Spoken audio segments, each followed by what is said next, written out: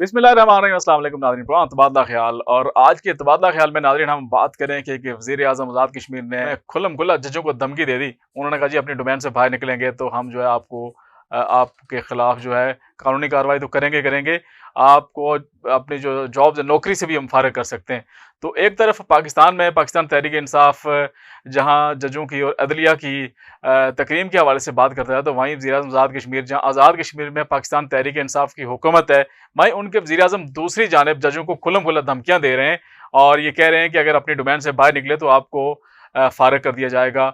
इस हवाले से नाज़रीन आज हम बात करेंगे और इसके साथ साथ वज़ीर आज़म आज़ाद कश्मीर की जानिब से सेंटोरस के कुछ ऐसे मामलात जो उनके माली मामलात हैं, कारोबारी मामलात हैं, उसकी कुछ खबरें मीडिया की ज़ीनत बनी है, उस हवाले से भी हम आज के प्रोग्राम में बात करेंगे। और इसके साथ साथ गुज़श्ता रोज़ ही एक वज़ीर आज़म के मामले ख़ुसूसी थे मो इकबाल, उन्होंने इस्तीफ़ा दिया है, उस हवाले से भी बात करेंगे। और अभी मज़ीद जो है इस्तीफ़े आने की कहा जा रहा है कि शायद इस्तीफ़े मज़ीद कुछ आएँ। इस तमाम तर जो इन खबरों के ऊपर आज तबादला ख्याल करेंगे मुर्तज़ा दुरानी साहब से। हम मुर्तज़ा दुरानी साहब, हम आपको वेलकम करते हैं स्टूडियो में।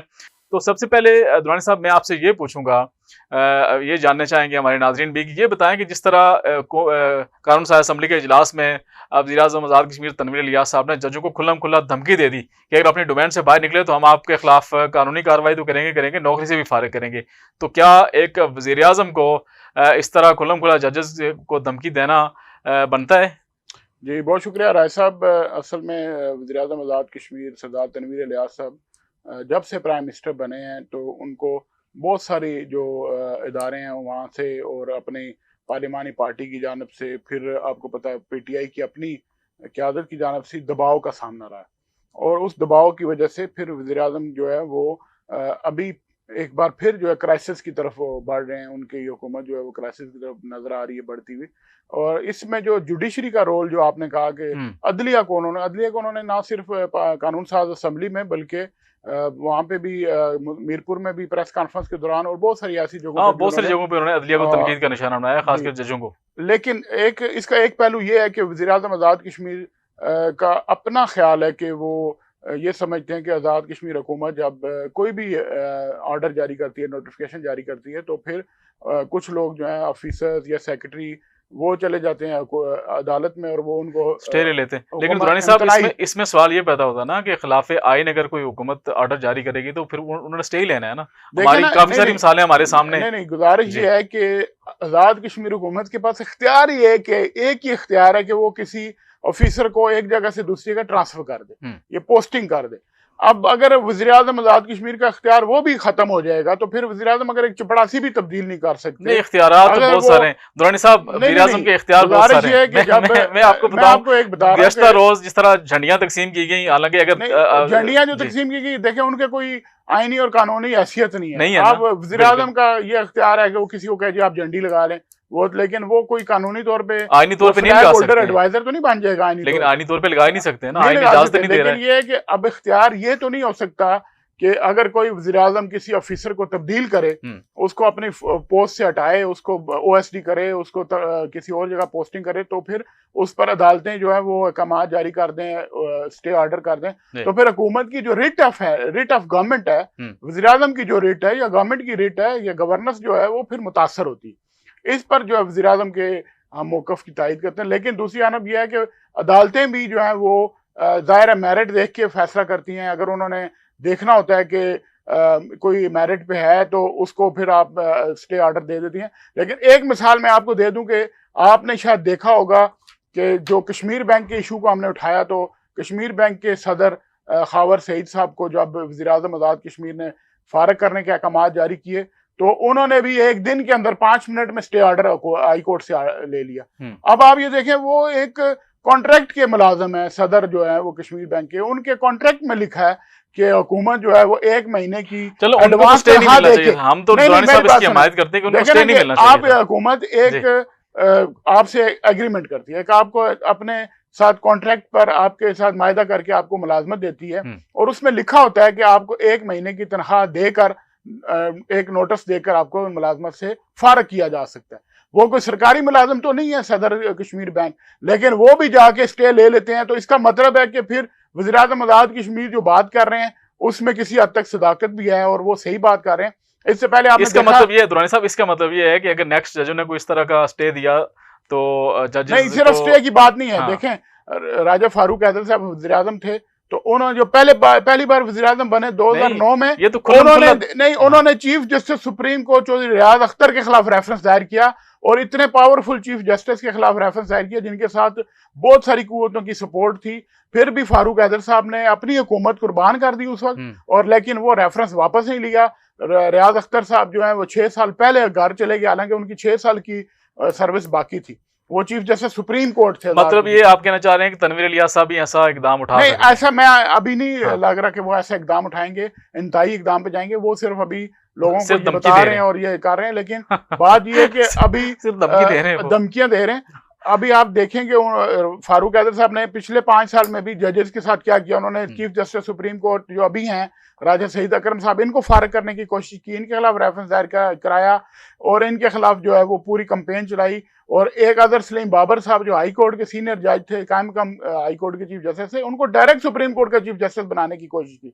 तो इसलिए ये मिसालें मौजूद हैं। वज़ीर आज़म आज़ाद कश्मीर फिर भी जो सरदार तनवीर इलियास है, मेरे ख्याल में अभी काफ़ी जो है वो टॉलरेंस का मुजाहरा कर रहे हैं और ठंडे मजाज से काम ले रहे हैं। अदरवाइज फारूक हैदर साहब होते या कोई और वज़ीर आज़म होता तो शायद वो इससे ज्यादा इकदाम करने के। अच्छा दुरानी साहब, हम नाज़रीन को ये क्लिप सुनवाते हैं कि वज़ीर आज़म साहब ने ये कहा क्या है असेंबली में जजेस को फारिग करने की जो उन्होंने धमकी लगाई है, वो पहले नाज़रीन को वो सुनवाते हैं, फिर बात करते हैं।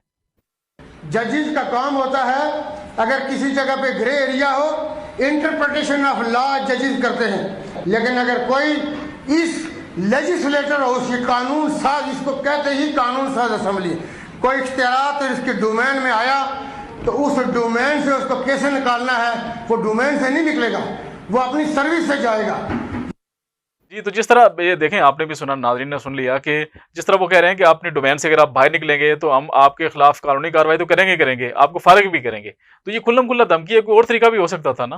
नहीं, देखे ना, फारिग करने का तो अख्तियार वज़ीर आज़म के पास नहीं है। वज़ीर आज़म तो उनके खिलाफ सुप्रीम जुडिशल काउंसिल में रेफरेंस ही दायर कर सकते हैं और वो भी ग्राउंड्स के ऊपर कर सकते हैं, किसी जज के ऊपर पूरे एलिगेशन। अच्छा दुरानी साहब, आपका मौकफ, आपका और तनवीर इलियास साहब का मौकफ ये है कि जजेस को मतलब मैं ये कह रहा हूँ कि जजेस को वज़ीर आज़म डायरेक्टली फारिग नहीं कर सके, नहीं स्टे नहीं देना चाहिए, नहीं है। नहीं कहने की बात, लेकिन अगर ये है कि हुकूमत की रिट कायम करने के लिए वज़ीर आज़म कोई भी हो, वज़ीर आज़म तनवीर इलियास साहब हों, वज़ीर आज़म फारूक हैदर हों, वज़ीर आज़म चौधरी मजीद साहब हों, हम ये कहते हैं कि रियासत की जो वज़ीर आज़म का जो ओहदा है उसको बेतौकीर ना किया जाए।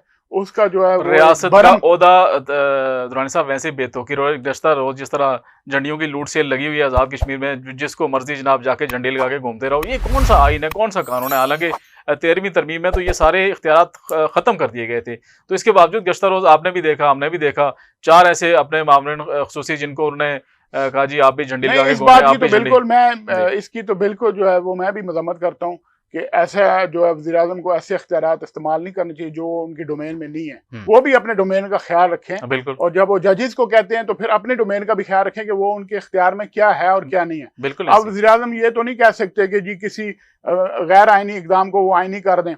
बेशक वज़ीर आज़म आज़ाद कश्मीर जो भी होता है उसके पास इख्तियारात लामहदूद इख्तियारात हैं, और आइन में एक्ट 74 में उनको इतना पावरफुल बना दिया गया कि वज़ीर आज़म की मर्जी के बगैर जो है, वज़ीर आज़म के एक साइन के बगैर कोई सरकारी मुलाजम या कोई जो सरकारी फाइल है उनकी मंजूरी के बगैर 2 रुपए की जो है ना गोली भी नहीं ली जा सकती डिस्प्रिन की। तो वज़ीर आज़म को अपने पावर्स का भी ख्याल रखना चाहिए, अपने ऑफिस के डेकोरम का भी ख्याल रखना चाहिए, लेकिन उसके साथ हुकूमत को और अदलिया को एक दूसरे का जो है वो भरम भी कायम रखना चाहिए। ये आप यकीन करें, हमारे काफी सारे दोस्तों ने राब्ता किया, उन्होंने पूछा कि जिस तरह आज़ाद कश्मीर में झंडियों की लूट सेल लगी हुई है तो क्या हम भी मामले खुसूसी बन के झंडा लगा के घूमते रहें? बड़ा जगहसाई भी हुई है। तो इस हवाले से वज़ीर आज़म साहब को भी सोचना चाहिए कि वो ऐसे इकदामात ना करें जिनसे उनकी भी जगहसाई हो और आइन की भी धज्जियां उड़ाई जाएं। अच्छा दुरानी साहब, बात करते हैं इसके ऊपर कि वज़ीर आज़म तनवीर इलियास साहब का एक बड़ा कारोबारी मरकज़, और आपने ही खबर ब्रेक की थी कि उनको इसकी जो प्रेसिडेंटशिप थी उससे फारिग कर दिया गया है और इनके वालिद साहब ने ये इक़दाम उठाया था। गुज़श्ता दिनों ये बड़ा इशू बना रहा सोशल मीडिया के ऊपर, उनके तर्जमान की जानिब से, एक तर्जमान, दूसरे तर्जमान, पता नहीं कितने सारे तर्जमान हैं, उनकी जानिब से भी मुख्तलिफ ग्रुपों में खबरें शेयर की गई कि ये जो इकदाम है ये इस तरह नहीं तो इस तरह, यानी घुमा फिरा के। तो आप असल कहानी क्या, आप क्या समझते हैं, क्या हकीकत क्या है इसमें? देखिए, ये तो उनका एक खानदानी मसला है और इसको जो मेरी इतलात हैं कि सरदार इलियास साहब जो वज़ीर आज़म के वालिद हैं, सरदार तनवीर साहब के, उनका ये ख्याल है कि हमें अपने कारोबारी मामलात को सियासी मामलात से अलग कर देना चाहिए। उनका ख्याल है कि सियासत जो है वो तनवीर इलियास साहब करें और जो कारोबार है वो उनके दूसरे बेटे जो यासर इलियास और राशिद इलियास हैं वो करें, ताकि सियासत की वजह से उनके कारोबार को जो नुकसान पहुंच रहा है या सियासी मामलात की वजह से वो ना पहुंचे, और वो अपनी जो एक उन्होंने अंपायर खड़ी की है सरदार इलियास साहब ने, और उसका जो है नुकसान वो। अच्छा, इसमें वो सरदार इलियास साहब अकेले नहीं है, उसमें ये कहा जा रहा है कि अपना रवलाकोट के उनके सरदार शबीर साहब कोई हैं, वो भी इनके साथ, और मुख्तलिफ और काफी सारी कंपनीज लोग हैं जो उनके कारोबारी शराकतदार हैं। जो है ना, इनके बैकग्राउंड से वाकिफ हूँ मैं। सरदार शबीर साहब से हमारा जाती ताल्लुक है और सरदार इलियास साहब से भी बड़ा जाती ताल्लुक है। जब आपको पता है सेंटोरस का इफ्तिताह हुआ था तो उसमें राजा परवेज अशरफ ऐसे प्राइम मिनिस्टर पाकिस्तान गए थे और मैं आज़ाद कश्मीर हुकूमत की नुमाइंदगी मैंने की थी, इफ्तिताह में मैं शामिल था। मुझे इनके सारे बैकग्राउंड का पता है। सरदार शबीर साहब और तनवीर साहब के वालिद सरदार इलियास साहब ने जो है 90s में इकट्ठे कारोबार शुरू किया। इन्होंने 90s में जो है वो जो ये यहाँ से बाहर गए ओवरसीज में, यूएई में, और फिर इन्होंने दमाम, मस्कत और फिर ये जो गल्फ एरिया में काम शुरू किया केटरिंग का। तो इनकी सारी बैकग्राउंड का हमें इल्म है कि कैसे कारोबार उन्होंने किया और क्या। अच्छा, ये जो भी ताजा कहानी है ये क्या है, कोई समझ आपकी आई? तो सरदार तनवीर इलियास साहब को, क्योंकि इलियास साहब ने जो है वो सिर्फ इस हद तक कहा कि आप इसको सेंटोरस के मामलात को और कारोबारी मामलात को सियासत से अलग कर दें, आप सियासी मामलात को देखें। लेकिन एक बात मैं आपको बताऊं कि आज जो सरदार इलियास साहब हैं या यासर इलियास साहब हैं, इनको जो इनके नाम, इनका शनाख्त जो बनी है वो सरदार तनवीर इलियास साहब की वजह से बनी है। हम तनवीर इलियास साहब के हम बड़े नाक़िद हैं, हम उनके अभी भी उनकी इक़दामात पर तनकीद करते हैं, लेकिन जो तनवीर इलियास साहब हैं इन्होंने कारोबारी मामलात में, जिस तरह उन्होंने सियासत में भी आप देखें कि कलील अरसे में उन्होंने जो है आते ही जो उन्होंने तय किया था कि मैंने आज़ाद कश्मीर की वज़ारत उज़्मा का ओहदा लेना है, तो उन्होंने आते ही जो है पहले अपना हल्का फतह किया, जो अब दूसरे हल्के में गए बाग में, आप जहाँ से बिलोंग करते हैं, उन्होंने वो फतह किया। उसके बाद बहुत कुछ पता किया दुरानी साहब, और फतह देखें वो मैं करने वाली कहानी बता रहे हैं ना, नहीं फतह करने वाली मेरी बात सुनिए, वो जो कहानी बता रहे हैं वो ये बता रहे हैं कि हमने ये चीजें ली हैं खरीद के, हमने वोटर के ज़मीर खरीदे। नहीं ऐसे नहीं है राय साहब, गुजारिश ये है, हम तनवीर साहब के हर इक़दाम की बहुत ज्यादा तनकीद हम करते हैं। मैं उनके बहुत नाक़िद हूँ, मैं उनका कोई आपको पता ना सपोर्टर रहा हूँ, ना उनको मेरे आपके साथ प्रोग्राम रिकॉर्ड पे हैं कि हम अभी भी उनके पास। लेकिन जो बात सच है वो ये है कि एक शख्स ने आते ही जो है वो सबको जो है वो मलिया मेट कर दिया, सब सिस्टम को। देखिए, हमारी आज़ाद कश्मीर की जो सियासी जो लीडरशिप है वो बिल्कुल खुल के सामने आ गई, और आप देखेंगे सबको उन्होंने खरीद लिया। आप कहते सबको काना कर दिया। देखे ना, बात ये कि आज़ाद कश्मीर पैसे खिला के ना, पैसे दे दे के सब काने हो गए। आज़ाद कश्मीर में तनवीर इलियास साहब से भी ज्यादा बड़े बड़े लोग मौजूद थे जिनके पास पैसा मौजूद है। इसमें इस्लामाबाद में ऐसे ऐसे लोग मौजूद हैं जिनके खरबों अरबों रुपये, लेकिन उनको कोई जानता तक नहीं। को जो है वो दुरानी साहब, मेरा कहने का मकसद ये, उन्होंने सारा कुछ दिया। इसका मतलब ये नहीं कि आप पैसे उसको बहाना शुरू कर दें। नहीं बहाना नहीं शुरू करें। कारोबार दुरानी साहब, कारोबार का एक होता है, एक वही बात आती है, एक डोमेन होती है। उनके वालिद साहब ने ये कहा है भाई आपकी डोमेन यहाँ तक है, इससे बाहर। वालिद साहब ने तो ये कहा है, लेकिन उनके वालिद साहब ये भी कहते हैं कि ये मेरा कमाऊ पूत है। तनवीर इलियास ही कमाऊ पूत है, जिसको अगर मैंने 5 करोड़ रुपए दिए, नहीं जिसको मैंने 5 करोड़ रुपए दिए तो उसने मुझे उसका 50 करोड़। उनका ये कहना है कि तनवीर इलियास हमारा कमाऊ पूत था, अब उड़ाऊ पूत है। उड़ाऊ पूत बेशक है, लेकिन वो तनवीर इलियास ने खुद बनाया ना। देखें, पैसा उसने खुद बनाया, अपनी अक्ल फहम से बनाया। अच्छा, दुरानी साहब, एक और बड़ी ताजा तरीन खबर है, उसके ऊपर हम बात करते हैं। चलो, हो सकता है कि पैसा उसके ऊपर आशिक हो तनवीर साहब के, तो उनको वो जो जिसमें भी मट्टी में भी हाथ डालते सोना बन। अच्छा, हमारा प्रोग्राम का वक्त बहुत कम रह गया। मैं ये एक छोटी सी जाते आपसे ये चीज पूछूंगा, जिस तरह गुज़िश्ता रोज मो इकबाल साहब ने इस्तीफा पेश कर दिया वज़ीर आज़म को, अब कहा जा रहा है कि मजीद कुछ इस्तीफे आने वाले हैं और वज़ीर आज़म तनवीर इलियास की जो हुकूमत है आज़ाद कश्मीर में को हिचकोले खा रही है, क्या खबरें? देखें, मो इकबाल साहब जो हैं वो कट्टर पीटीआई हैं, इमरानडू हैं वो।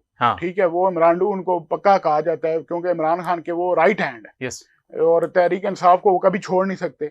उनके इस्तीफे को कोई सियासी रंग नहीं दिया जा सकता, क्योंकि वो एक ओवरसीज कश्मीरी थे, वहां से आए, एक आपने तो ख्वाब सुना से है कि उन्होंने एक चार्जशीट पेश की है इमरान खान को तनवीर इलियास साहब के खिलाफ की, उनके ये इकदाम, इनकी गवर्नेंस बैड गवर्नेंस है, ये बेशक की होगी, लेकिन ये है कि उनके इस्तीफे का तनवीर इलियास को बराह रास्त नुकसान नहीं हो सकता। अलबत्ता अगर और कोई इस्तीफे आते हैं जो जिस तरह हमें इतलात मिल रही है और वज़ीर आज़म के गिर्द घेरा तंग किया जा रहा है और इनको जो है इस पे मजबूर किया जा रहा है, तो फिर वो इस्तीफे जो हैं वो हमें लगता है कि फिर सियासी माहौल जो है वो गर्मा देंगे और आज़ाद कश्मीर में जो सियासी तब्दीली की कोशिशें की जा रही हैं, अपोजिशन की जानब से तहरीक अदम-ए-एतमाद जो है लाई जाने की कोशिशें हो रही हैं, और फिर आपने देखा असम्बली इजलास फिर 14 अप्रैल तक जो है वो मुलतवी कर दिया गया। तो इसका मतलब है कि दाल में कुछ काला है और कुछ ना कुछ होने जा रहा है। अगले दिनों में जो हम खबरें ब्रेक कर रहे थे पिछले अरसे में, महीने डेढ़ से, अगले दिनों में मुझे लग रहा है कि वो खबरें सच होने जा रही हैं।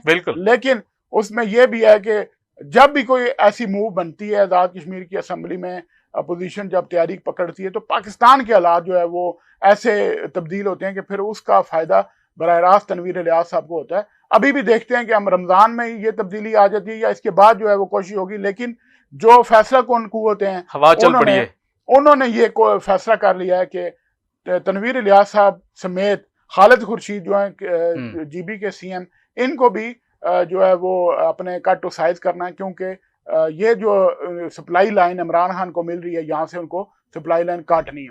मुर्तज़ा दुरानी साहब, आपका बहुत बहुत शुक्रिया। नाजरीन, ये चंद अहम खबरें थी जिनके ऊपर हमने तबादला ख्याल किया। अगले प्रोग्राम में मजीद ताज़ा तरीन खबरों के ऊपर दुरानी साहब से तबादला ख्याल जारी रखेंगे। तब तक अपना दोस्तों रिश्तेदारों का ख्याल रखिएगा। बहुत बहुत शुक्रिया। खुदा हाफिज़।